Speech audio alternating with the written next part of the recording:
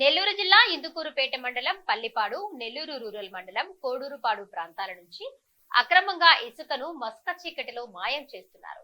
రాత్రి సమయాల్లో విచ్చలవిడిగా మితిమీరిన వేగంతో అధికారుల కనుసన్నలలో ఇసుక రవాణా జరుగుతోంది. వైసీపీ ప్రభుత్వ హయాంలో ఇసుక మట్టి కాజేసిన కొందరు అక్రమార్కులు ప్రభుత్వం మారగానే కూటమి నాయకులు చెంత చేరారు.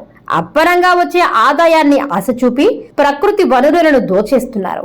ఆ క్రమంలో పెనానదితో పాటు చెరువులను వదలడం లేదు. రాత్రి పగలు తేడా లేకుండా భారీ యంత్రాలతో గుల్ల చేస్తుండగా దీనిపై అధికార పార్టీ నాయకులు మాట్లాడకపోవడం తీవ్ర విమర్శలకు తావిస్తోంది. ఆ అక్రమాల్లో వారికి వాటా అందుతుందనే ప్రచారము జోరుగా సాగుతోంది.